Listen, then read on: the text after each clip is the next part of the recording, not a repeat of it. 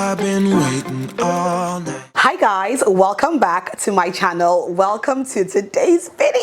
I know guys, I know. Today's video is something that I have always wanted to do. I feel like I've done a video like this in the past, to be honest. So maybe if I find a video, I'm not sure how many years ago that was, I will leave the video linked up here so that you can go and check it out. Okay, this is more like maybe an updated version per se. Okay, in today's video, it's gonna be all about money. Okay, because who doesn't like money? I like money, you like money, we all love money. Okay, money makes the world go round. I'm going to be talking to you guys about how I make 6 figures as an influencer living in Nigeria, or basically how I make 6 to 7 figures, or even to even 8 figures, maybe if it's a very good year, who knows. But yeah, basically how I make, I would just say 6 figures as an influencer living in Nigeria after 10 years. Like, you guys, I have been a content creator for the past 10 years. I cannot believe it just dawned on me a few days ago. I was just like, wait. I recall it was August of 2014 that I actually began my blog, The Style Cheapskate, which has birthed the Alma Ungu brand as it is right now. So it's been 10 years, you guys. It's been 10 years of creating content. It's been 10 years of just, you know, striving and doing this thing called content creation. I cannot believe it's been that long. And quite honestly, I forgot all about it. It was while I was jotting down my points for this video, it dawned on me that, look, 2014 was 10 years ago. It's been 10 years. Anyway, let's get right into the video. Let's not waste plenty time because we have a couple of points to get to, right? Okay, so the number one thing I would say, obviously making money as a content creator. Personally, I have different streams of income as a content creator, or I would say 2 major streams of income as a content creator. One is, you know, obviously here on YouTube, AdSense, you know, getting paid. You guys know how that works, okay? Getting paid for the number of views you get on your videos and the number of ads that people watch on these videos and all of that. So yeah, that's one source of income. And then secondly, I get paid by collaborating with brands. So I work with different brands here on YouTube, sponsored content on YouTube. You guys that have caught 1 or 2 of that in maybe like past vlogs.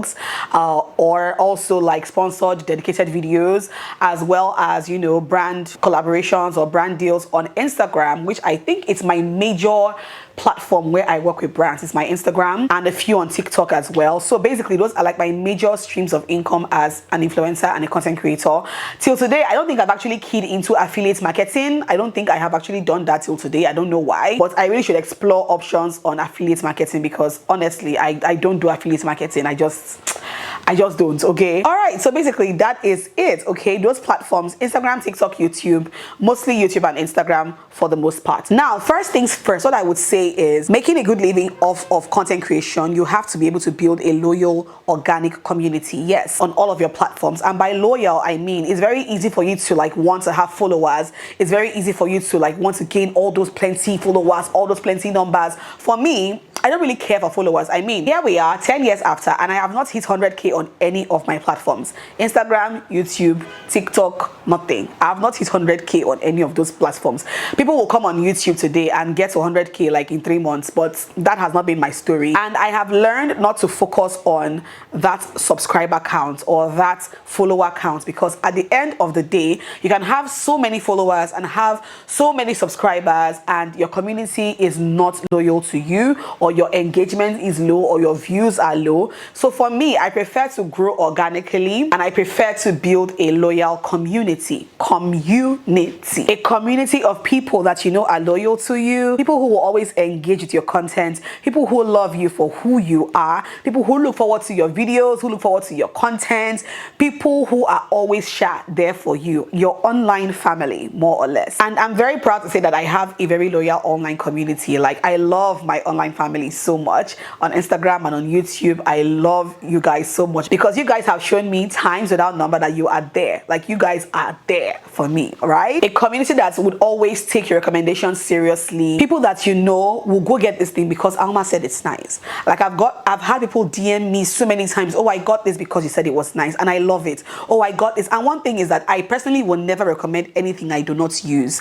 Any brand I do not use, I do not work with. Like, when I work with a brand, it is a service I have tried. or a product I have tried or I am currently using that I absolutely love. If I don't love a product or if I don't love a brand, trust me, I will not work with them. I will not promote them. That's just me, okay? So anything I recommend to my community, I absolutely love, and it has like my big stamp of approval, okay? So basically that is it. Building a loyal online community goes a long way with, you know, eventually when that time comes, how you begin to make money off your platforms. The next thing I would say, obviously, in a world of content creation right now where it's almost extremely saturated, you guys, everybody is a content creator at this point, okay? Every single person is now a content creator. As long as you have an Instagram account or you have a YouTube, you know, channel, these days a lot of people are now going into the content creation mode, either as full-time content creators or as part-time content creators. And it's very important for you to be able to differentiate yourself away from all of the crowd, right? So find that thing about you that just sticks out from the crowd, that thing about you that you feel like nobody else really has. It's peculiar to just you. Bring that thing out, draw that thing out, and bring that thing out to light. In other words, look for something that makes you stand out from everybody else, because that way you attract brands to you. That way people want to work with you. Let your content be quality, top notch. Never ever compromise on your quality, on the quality of your content, on the quality of your voiceovers, on the quality of your content idea. Like, all of those things encompass how your content looks to people who are watching you, and automatically will decide if your content looks just like that person's content or this person's content. Just find a way to make your content peculiar to just you, so that even when somebody once told me one time that, Alma, I was somewhere and somebody was watching a video, I didn't have to look at what the person was watching to know that it was you. Like, for me that was like it was a moment for me, because it's just like, how, you know? But you know, when you have something that stands out from the crowd, people can identify that thing even before they even see it, right? So yeah, basically that is it. Okay, next up, and I would say this very importantly, is keeping yourself relevant in the game. Like I said before, it's a very saturated community of content creators right now in the world, and keeping yourself relevant is still the same thing as, you know, finding that thing about you that makes you tick and bringing it out. So keeping yourself relevant means consistency, right? So like being consistent, being in people's faces, even if you're going on a break, maybe like a week or 2 weeks, and you're back. Because see, let me tell you something about social media I've noticed. Once you disappear from social media, it disappears from you. That is just it. I've learned that, and if I want to keep this as a full-time job, I cannot afford to disappear for long periods of time. That's just me, okay? So you can choose to do your own the way you like, but I treat my job as a 9 to 5. The way I would rush to work every single day is the same way I take my work as a content creator, you know, as a YouTuber and as an influencer. I know I have to show up, because if I don't show up, I'm not gonna make money. If I don't make money, I'm not gonna eat, I'm not gonna do things. I have children, I have everything, things on my head, okay? So I know that I don't have the luxury of just relaxing for like the next 3 months and doing absolutely nothing, except I have hit one major brand deal or one major endorsement now that will make me, I will not think of making money now. I will just relax, travel for like 3 months, except that. But you know, as it is, I have to always show up, and showing up means being consistent, and being consistent also means getting you consistent brand deals, consistent jobs. People will always see you, you're always there, so you're constantly in people's faces, as opposed to if you create content today, we don't see you for the next 1 month. I mean, when the brands are not seeing what you are doing, it's like, okay, what's this person really doing, you know? So just be consistent, be out there, be in people's faces, right? The next thing is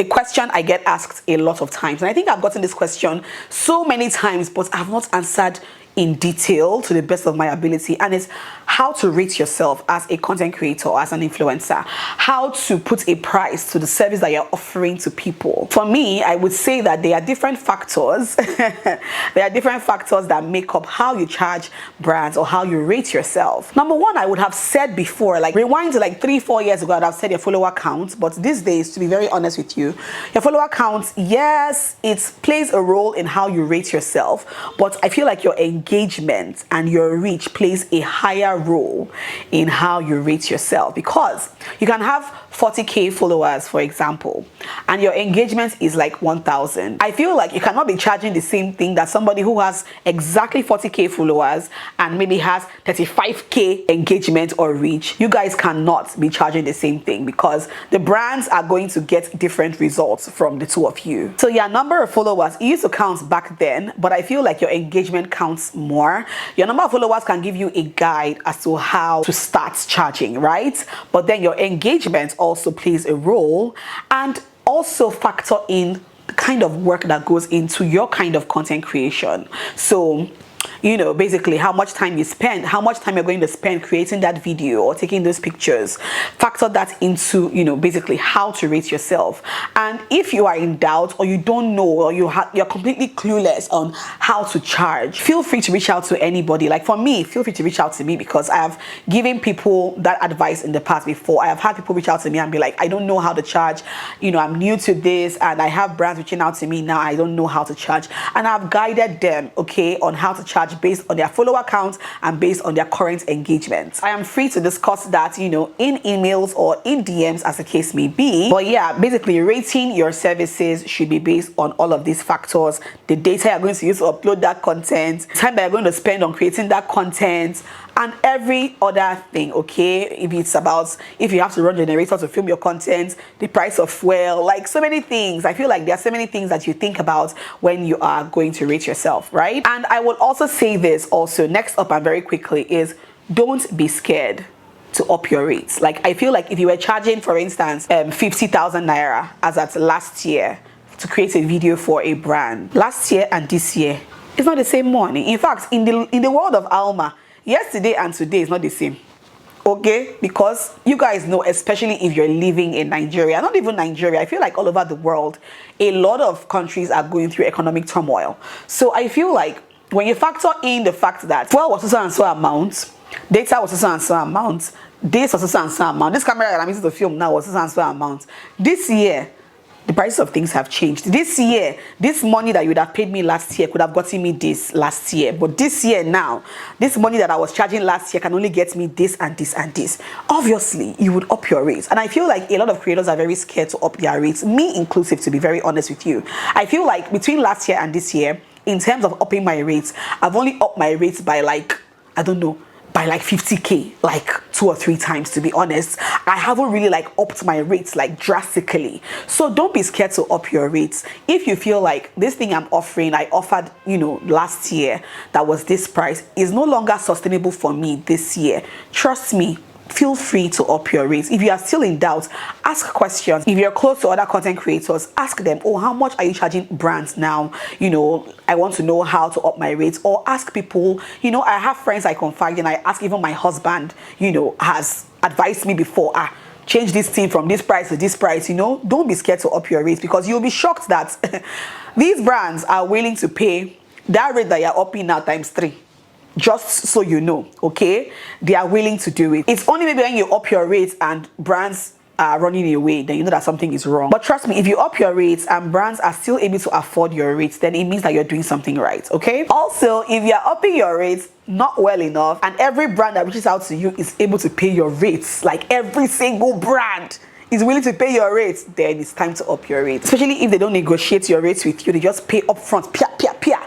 It means that your rates are too low, honey. So make sure you up it a little bit and then see how it goes. So just do it in bits, and then, you know, you see how that goes and how that works for you. The next thing I would say is give brands value for their money. Yes, these brands are paying you how many thousand to create this video, to snap this picture for them. And then when it's now time for you to now do the work, you begin to drag your leg. Or when it's now time for you to now execute the job, you are doing nonsense.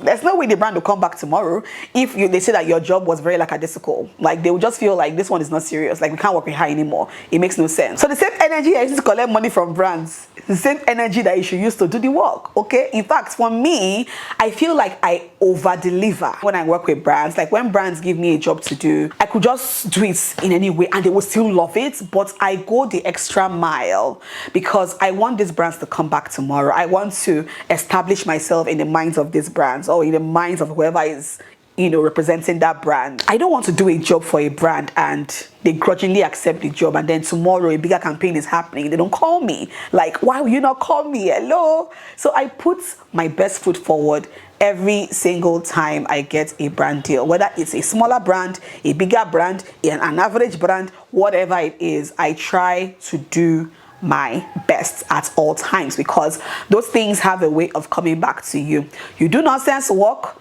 nobody will give you work again. You do good jobs, they would always keep coming back. You keep putting out good content for brands on your platforms, and other brands would see and would want that. You keep putting out nonsense, other brands will see and be like, nope, we're not working with her, we're not working with him. Do you guys understand? Yeah, so basically that's that about that. And last but not least, I would say be professional. Okay, you're a brand. This one, my mom always tells me this, my husband always tells me this. You don't know that you are a brand. I forget sometimes, because look, you're building a personal brand. There are certain things you cannot afford to do or say in the course of working with brands and earning that money. You have to be professional at all times in your correspondence, in the way you do your things, in the way you deliver your videos or your pictures and all of that. You have to be professional, and I feel like that's the reason why content creators these days are now signed under management agencies. I have not reached that level. I feel like I'm still handling my thing for now. I am my own content creator, my own video creator, my own editor, my own admin, my own everything, my own financial advisor. Everything. I'm doing everything myself. But there are some creators who have gotten to the level where they have agencies who manage them. That's a good thing, okay, if you want to explore that. But for me, I am where I am. I'm still doing my thing myself, but I make sure that I am as professional as I possibly can in everything that concerns working with brands and making all of those monies, because it's very, very important, okay? Anywho, I think that is basically it. Those are all the ideas I jotted down on my phone, and I hope you guys enjoyed watching this video. If you enjoyed watching and you learned a thing or two about making money as an influencer, as a content creator, let me know in the comments section down below. Let's discuss. If you have any questions, feel free to DM me on Instagram or send me an email, and I'll be glad to answer. And yeah, I'll see you guys in my next video. Mwah. Bye. This might be right. Either you feel it or you don't. Might give it a try. Yeah.